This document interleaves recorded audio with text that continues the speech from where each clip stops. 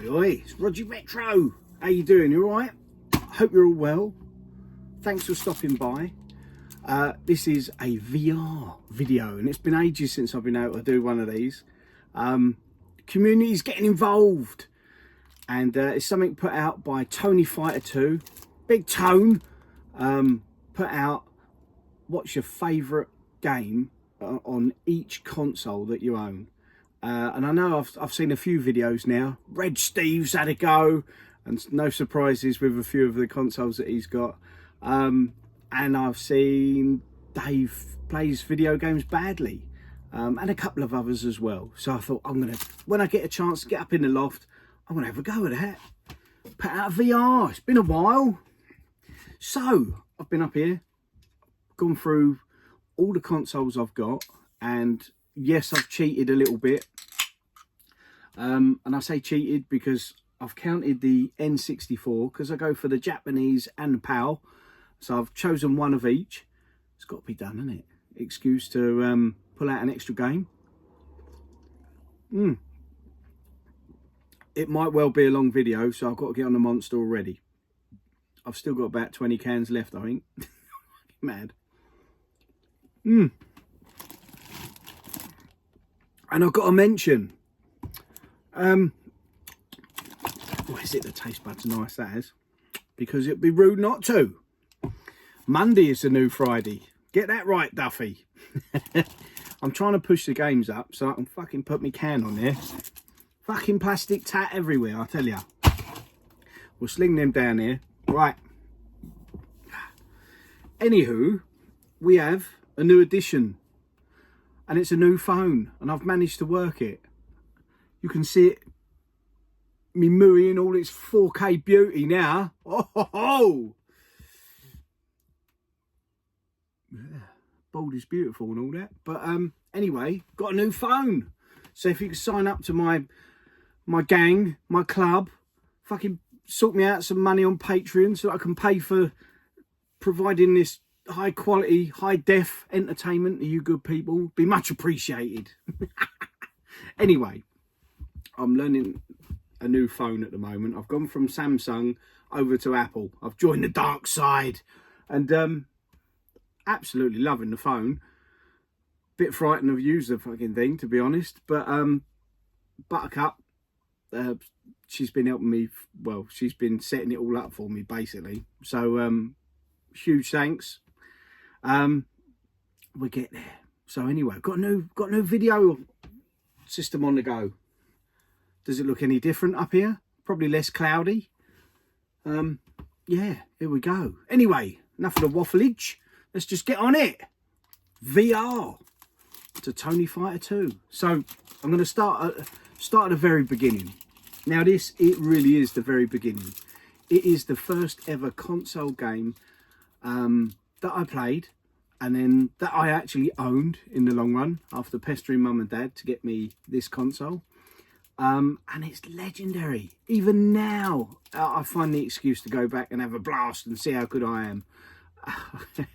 It's the one, the only Super Mario Brothers on the NES.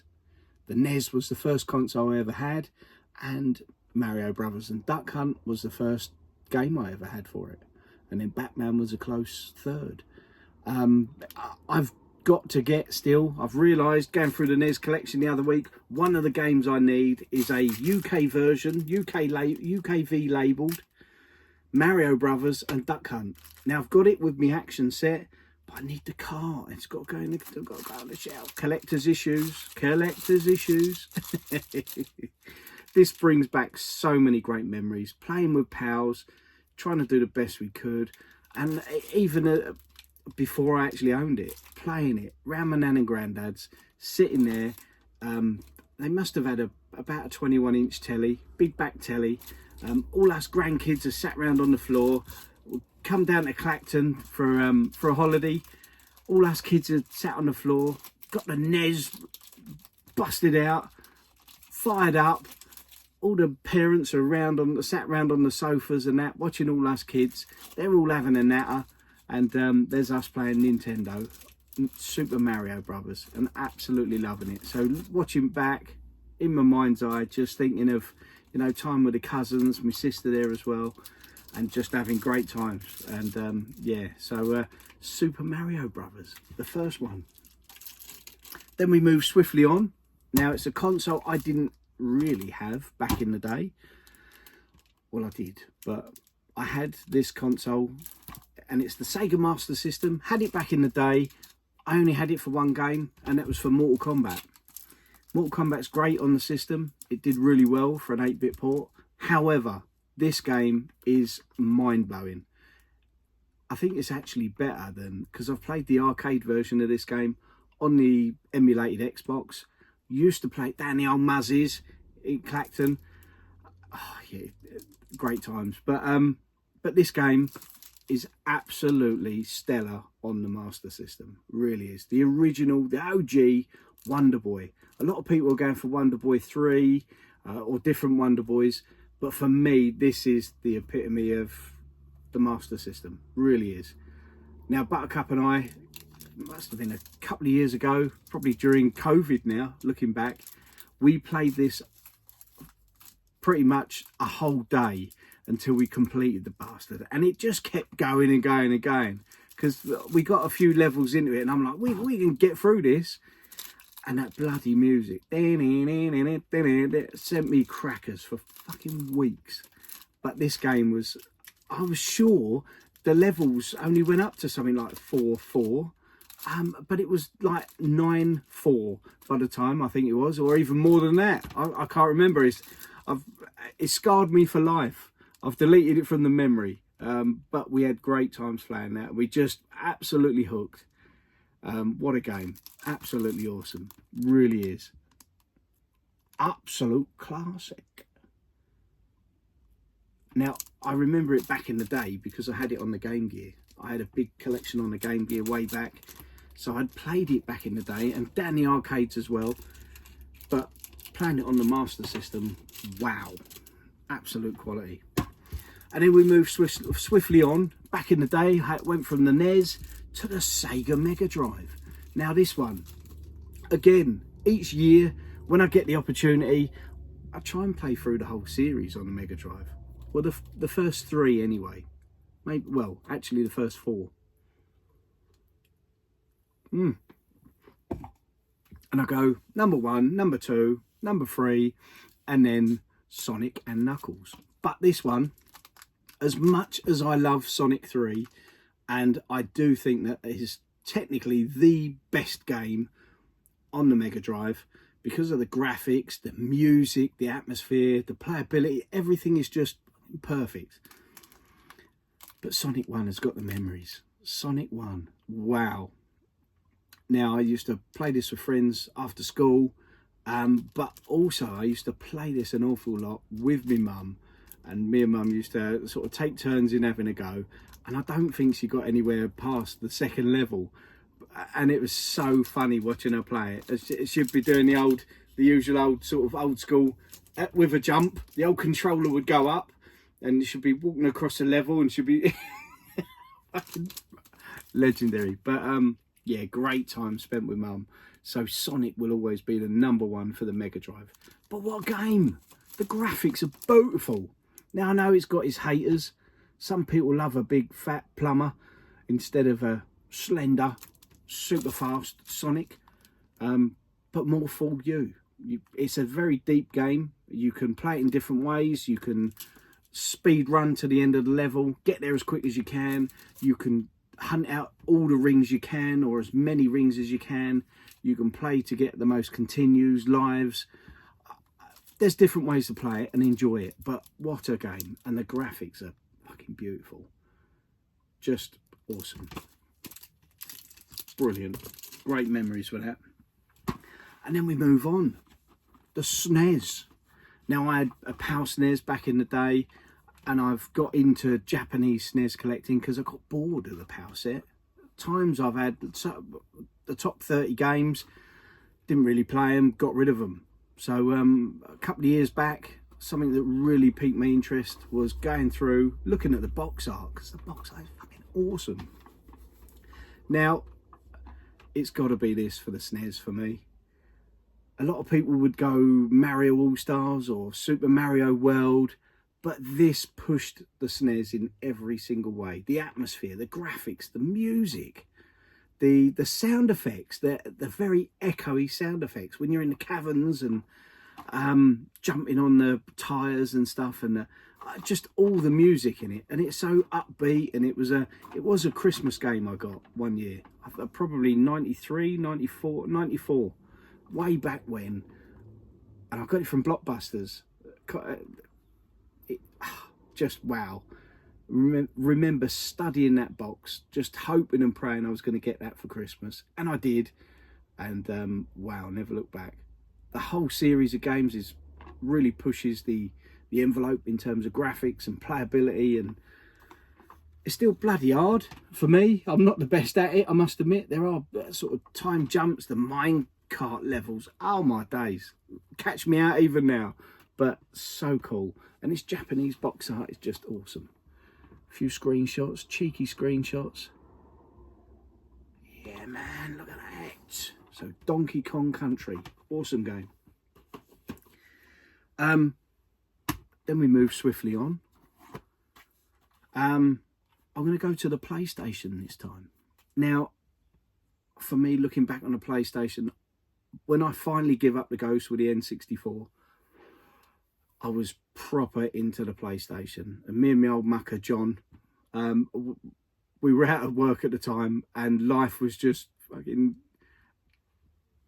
weight training and playing PlayStation. That was life for us way back then, when life was a lot less stressful, and well, great times. So that's all I can say. And we were absolutely rinsed. Our main games were FIFA. It was the main one we got to was FIFA 99, and then NASCAR. We used to play the championship through, and if one got the upper hand on some of the levels later on in NASCAR, and it's a game I've got to get, NASCAR, I really have. But there's a series of about 3 of them on the PS1. But the one we used to play, I'm pretty sure, was NASCAR 99. And as you'd race through the championship, at some point, you could just fucking take each other out, and you'd smack, and then you'd lose the race, and then that meant that the whole championship was hanging in the balance of whoever won that last race. And so great times. So it's NASCAR, Formula 1 and Formula 1 97, awesome games. As I say, the FIFA games. Wasn't really into Pro Evo or ISS then, more about FIFA. And then this game came out, and I'll be honest, how I got my copy, I remember it now. I bought from the indoor market in Clacton way back when, Final Fantasy VII. As I say, I was a bit of a late adopter of the PS1, and I got Final Fantasy VII. I was quite gutted because the girlfriend at the time was away on holiday with her parents, and I was away for a day or two, and so I had time to myself, and I went out and I got Final Fantasy VII, and I got that home, and I was so fucking disappointed. Oh my God, I really have never understood the appeal. Each to their own, but I've never understood the appeal in this take turns combat malarkey. I couldn't get into the story, I couldn't be asked for that. So anyway, I went back to the indoor market the next day, and I'm perusing the old PS1 shelf saying, that was a load of shit, I can't deal with that. And I think it was, even in there, it was about 45, 50 quid at the time. And they used to do a deal, you could swap the game like for like, cost you £2.50 if it was, you swap it for something the same price, or you pay your £2.50 and the difference. Now this game had pretty much recently just come out as well, and I looked at it and I studied the box, and I'm like, I've got to get something I can get my teeth into. Don't want an arcadey game. And as I'm reading through the bump on the back, simulation, do this, do that, everything else. Way back when, before internet was about, so it wasn't a case of standing there having a little cheeky look on YouTube, see what the game's like. It was about the box art, and I looked through the manual, and I just thought, I'm having a bit of that. It's gonna be a winner. It just looked absolutely next generation almost, and that's Gran Turismo. And got it home, playing it, absolutely loving it, doing the licenses, doing the challenges, doing the races. Then you do the sort of longer timed races where you got loads of laps to do. But it was so in depth. You could up your car horsepower. You could have 1,000 horsepower bloody Honda Accord or whatever it was, and it was just awesome. And it looked so beautiful. The playability back then was really good as well. It was just that next step forward in gaming, and it just, wow. Music was brilliant. Even the sound effects are really cool. So what a game, absolute stonker. But for me, that is the best. It's a toss-up between this and Gran Turismo 2, because Gran Turismo 2, they expanded upon it. You had the sort of the rallying levels, and it's followed the same formula. But what a winning formula. It's a shame. For me, it's a shame. Sort of Gran Turismo 5, 6, 7, it all went tits up, and it just got a bit, you know, Forza kicked its arse. But the granddaddy, absolute beast. So yeah, I did allude that I've kind of cheated a little bit looking at the N64. So immediately 2 games spring to mind, and no doubt they're probably in the top 3 of everyone's choice on the N64 console. And I can cheat because it's 2 different territories, not quite exactly the same system. So this one, absolutely loved it way back when. Absolutely brilliant game. It's a timeless classic, and it's been improved on with each iteration, and the one before it was legendary as well. The graphics are awesome. The feeling of 3D, fucking marvelous. And it kept to the atmosphere of the subject so well. Just the enemies you go up against, the landscape, the tracks that you race on. But what really blows your mind is when you get a sort of 2-player, 3-player, 4-player, and you go head to head in a battle royale. Oh yeah. This is the Japanese version of Mario Kart 64. Wow. So many great times playing this with the boy Harry X. Shout out to Big Harry X. Eddie Hall Part 2, as he's now known as, down the gym, geezer, doing his shoulder presses like a legend. He's soon going to be outlifting me, or lifting me. Little top man. But he often plays this. He's played it so many times with his nan, and us as well. Great game, and it's timeless classic. It really is a brilliant game. This is one with a special edition with a controller in it. Unfortunately, we didn't get this in PAL territory, but wowee, everything about it is just absolute classic. Really is. So I had to pick this just for the times I've had playing this with a boy, let alone the times I had playing it back in the day when it was sort of a new release. Wow, what a game. Absolutely brilliant. So that's the Japanese part of the N64, and this is one that I have only within the last year or two gone back and played the Japanese version. But this game is one I just automatically it was built for the system, and to me it's still the best game on the system. Pardon me, excusez-moi. But this is Super Mario 64. Wow. Again, it was built for that controller. Everyone most people are not a fan of that controller, but I've got to tell you, for this game, it was perfect. It was just took it that extra level, it was that extra dimension. The graphics are sublime. It really was like playing a cartoon. So cool. And then bloody stars. I've never completed Super Mario 64. Old man's up, never completed the bastard. I can't even remember how many stars. Let's have a look. I don't know if it even says. No. I can't remember how many stars, but I think I got to as near as about 10 stars away from completing it all. But I never did, never completed it all. And I really wish I had. But I'd played it for hours, and just, again, the atmosphere, Nintendo did a brilliant job. You get on those sort of, the water levels, and you get that soothing music. Oh, just wow, just everything about it. Proper 3D goodness.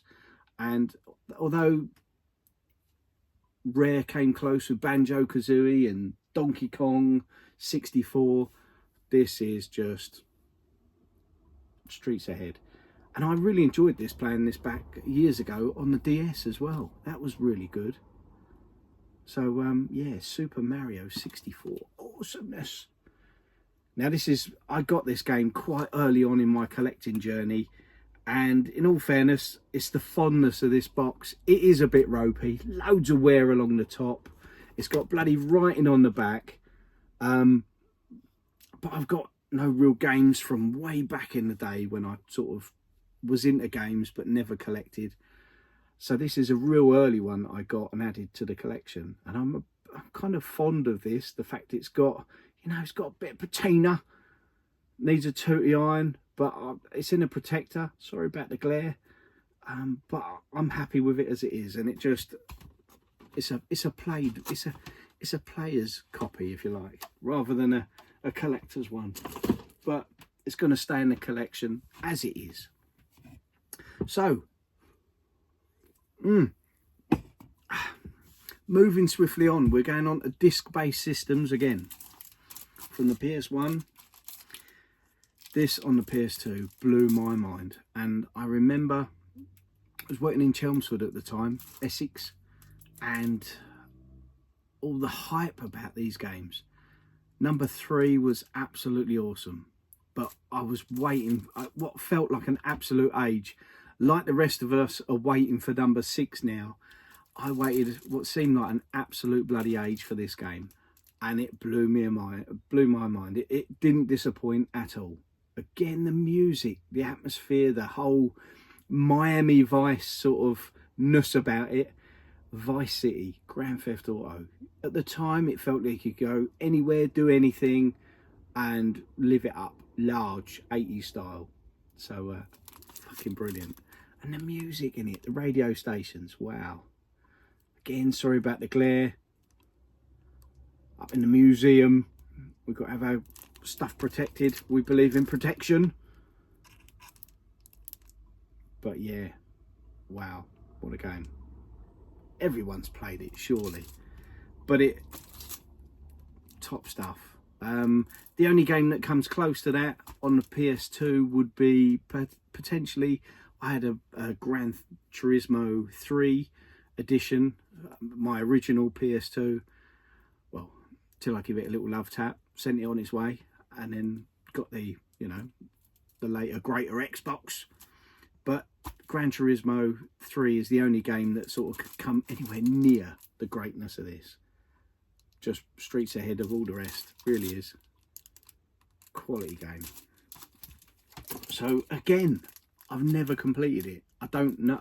I got really quite far into it. I remember flying a helicopter, a little like toy helicopter, I think it was back then, and I got really far in it. Sort of hours and hours into it, sunk into it. Most of the time was just driving, chilling out to the tunes, dicking about, going from A to B, just causing havoc. But I never got to complete it. In actual fact, I've never completed any Grand Theft Auto game. So we shall see. Maybe one day. Then, as I say, I mentioned I moved swiftly on to the Xbox, the big black and green sexy box.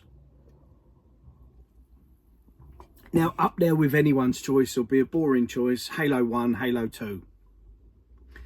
And yes, they are awesome games, but for me, I really sort of sunk myself into the Halo series with Halo 3 on the Xbox 360. That for me was just, from the title screen, it just grabbed me, that however it goes, music, and it was just like, whoa, we've arrived, this is the shit. So Halo 1 and 2, I've never completed them to this day. I've never completed Halo 1 and 2. I've done 3, 4, 5 and all the others. I've done a lot, never done number 1 and 2. I just haven't had the attention span to get through them, and I was kind of spoiled. My first real sort of foray into the Halo world, as it were, was number 3, and just awesome, just fucking brilliant. So on the Xbox, I've got, I don't know, about 80 games off a full power set, and there's some absolute bangers. There's so many games I could mention. Oddworld, Stranger's Wrath, pardon me, the Tom Clancy Ghost Recon series. I absolutely love them. That they were really good. And I got every single one on there. The Project Gotham games, Panzer Dragoon. There's so many. And I was looking through, and even one that really come close because of the atmosphere, the goriness, and it was far out, proper far out. And there was a sequel in the system, and it was The Suffering, and then The Suffering Ties That Bind. I absolutely love those, really did. Then there was Still Life. There's so many absolute bangers. Half-Life 2, just awesome console, really is well worth collecting for and playing through the library. But this game, it rocked my world, and it's Dark Watch, and it's not going to be on everyone's list, and that's kind of what I've thought of with this one, is that I could have pulled out 30, 40, 50 games easily as a top game, but as I look through, I remember the memories of playing this, and I got totally absorbed into the world. And the only game so far that's given me that sort of feeling was that, what was that game? It went on to Game Pass. I can't remember. Shit with that. Evil West. That was a game that was a little bit like this. And it just, looking back at this now, it shows you how good this was, because Evil West, in terms of the actual full game and playability, and it wasn't a great leap forward from this, in my mind.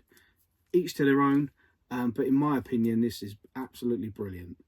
The only game that comes close in this sort of vein would be Painkiller. That's another top quality game. But Dark Watch, this really should have had a bit of reboot, or I bet if it was an in-house Sony game, it would have had fucking loads of sequels and follow-ups and reboots, remasters, bit of extra spit and polish, and charge us another 30, 40, 50 quid for it. Can't really get a gist of, they're very dark. Would be, wouldn't it? Dark Watch. The screenshots are very dark, but what a great game. It's well worth tracking this down. I guess it's not an expensive title. I hope it's not an expensive title, and it's easy to find. I think it got released on the PS2 as well, but well worth tracking it down. If you're into that generation of consoles, track that down. It's fucking brilliant. Mindless fun, great story, really good. And then moving swiftly on, the Xbox 360. Again, there's hundreds of games I could have chosen. Absolute bloody hundreds of games I could have chosen. But one game really screamed out to me. It really did. And I fucking nearly killed myself, because my Xbox collection is in 2 units at the moment, with doors on, wedged, sort of slanted, waiting for me to do the flooring of my loft on that side, so that I can make a new unit and display the games and get to them easy. So they're all wedged in 2 bloody wooden units with doors. So I've had to sort of balance one while getting this game out. Nearly died. The things I do for you good people, just to put out a bloody VR, eh? Anyway, I live to tell the tale. So this game, it means so much to me. So much so, the boy plays it now, and he plays it long and often, even now, and he has great fun with it. It's a timeless game, and because it's like cell shaded, I can't even talk now. I'm on a monster, going crazy. Because it's cell shaded graphics, I think it will go on. It will last forever. It'll be a timeless classic, really will. And it's a shame they kind of fucked up on the third one. So it's a series of games, but the first one is the bollocks. It really is. I've completed it. I've then played it through and through and through, and just fucking absolutely love it. I never did get all of those orbs. Bastards. I've got a guide that tells you everything there is to know about the game. As I said, I've absolutely rinsed it personally myself. Now I can't play it because the boy's playing it on my profile on the Series X. It's a game we've been able to download. It's completely free, and he absolutely has a chuckle at it. He loves it, and it's great fun watching him because he causes absolute fucking mayhem. So, and that game is a absolute stellar classic, in the vein of like a Grand Theft Auto, but a Grand Theft Auto on roids. And as far back as when this game was released, I had this pretty much on release. The only game for me on the Xbox that really come close and made me think, ooh, was BioShock. Wow, what a game. The whole atmosphere, everything about it. I think old Dave played games badly. He selected BioShock for one of his systems, and I've got to say, absolutely awesome. I've got the big, sort of the Big Daddy, big box special edition BioShock one, and I got that the day of getting the Xbox Elite 360. Wow, such a cool game. But so many cool games are on the 360, and people are going wild at it at the moment, collecting it, and they're going to get all rare, the prices are going to go up through the roof, and just all the madness around it lately. But for me, I've whittled away so many of the 360 games in the collection. There's only so much I can collect for, and I'm more cartridge collector. Bit of Sega, bit of old Jack Nintendo, happy days. But this game, probably the fondest memories I've got of gaming in the last 20 years is playing this game. Now, don't take the piss. Please don't take the piss. Just bear in mind,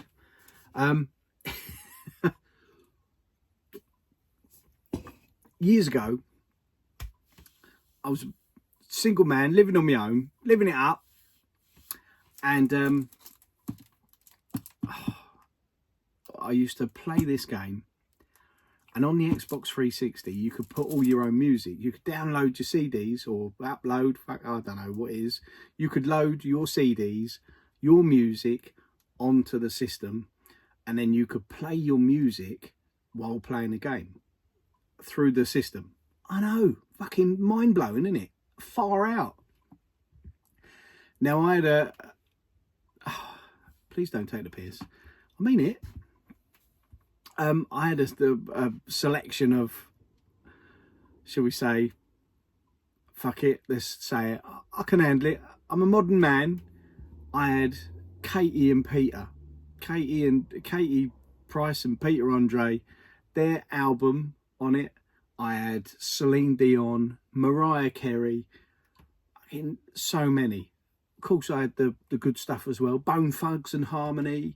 I had Linkin Park, Papa Roach. There's just so many, and then 2-packs and fucking thousands of CDs on there, albums. But I remember playing, blasting out, and stuff like Craig David on there as well. Playing the game, the music on as well, and then I'd be on the phone to Buttercup. We'd be chatting shit all fucking night, and I'd be playing Crackdown. She'd be playing a game at hers.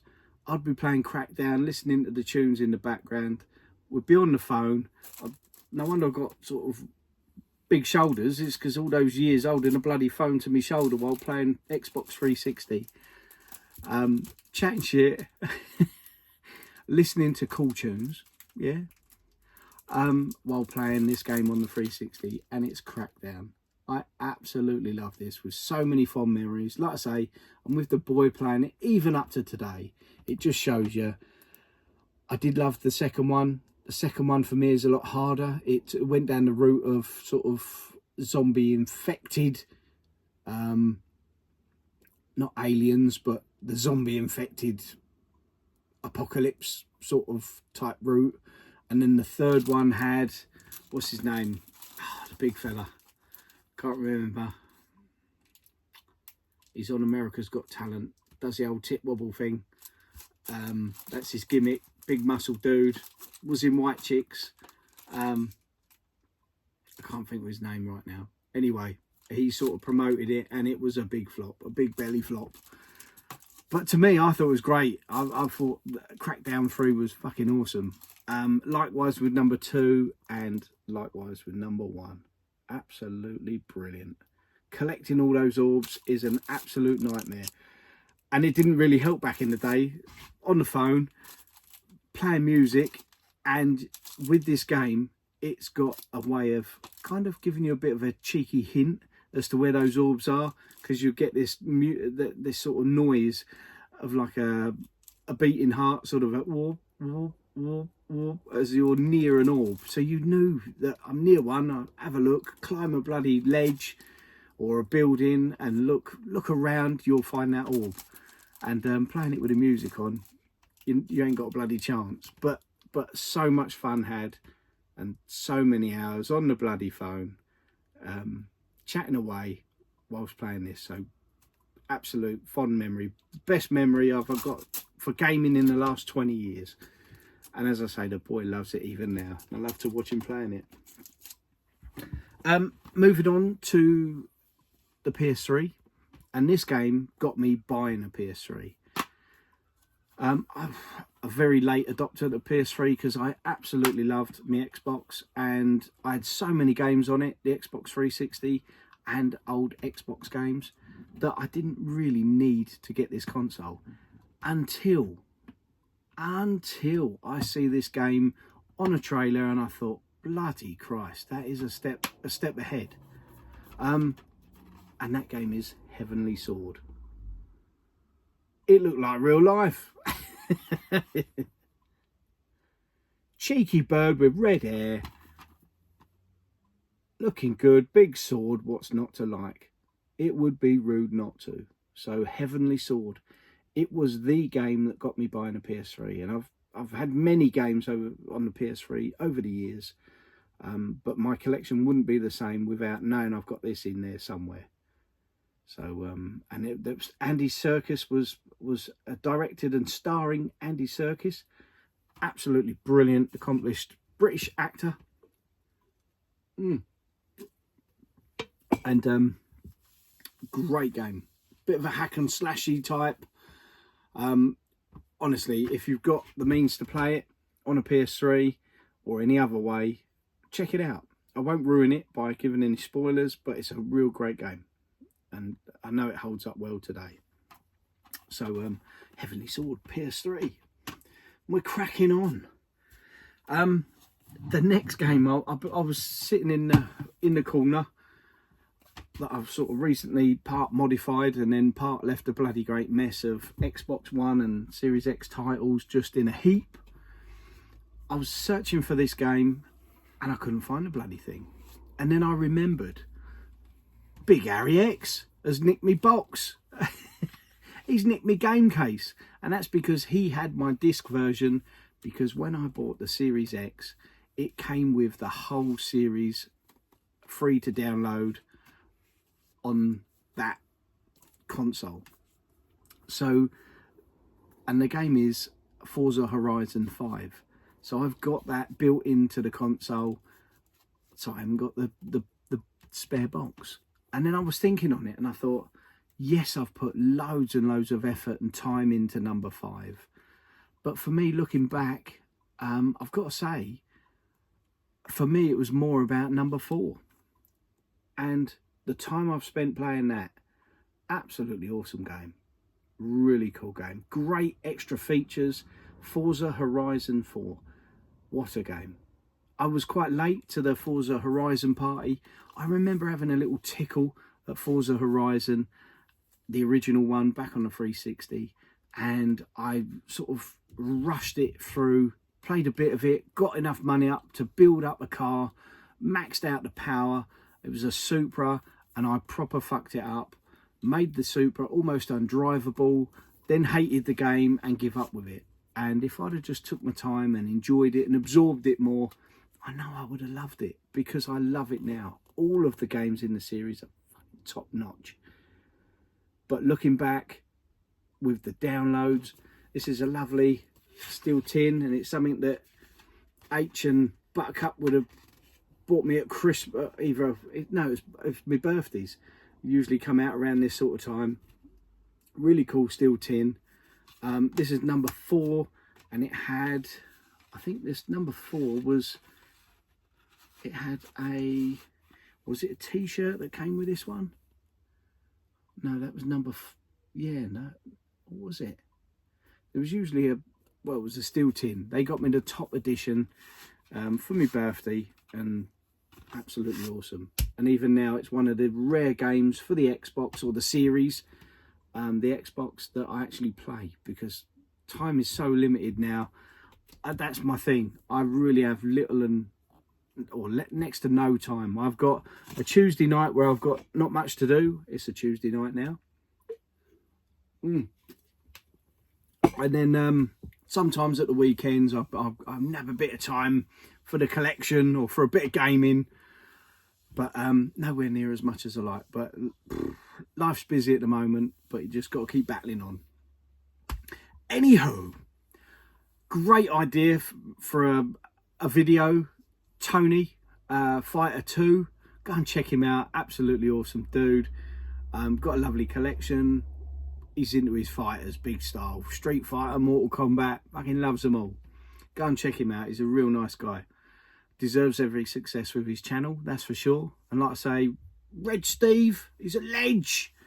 And Dave plays games badly. Or go and check him out as well. Funny as fuck. He's a real lover of the N64, don't you know? Anyway, thanks for watching. 40 odd minutes. I managed to hopefully record this all right on the new 15 Pro Maxi super duper thing. We shall see how it comes out. Anyway, thanks for watching. See you again soon. It'd be nice to hear your selection of games on the consoles you collect for. Whether you collect for one console or none, or, you know, go through your systems and select some games. Do a VR, why not? Get on it. Anyway, I've got to go. See you later. Bye-bye.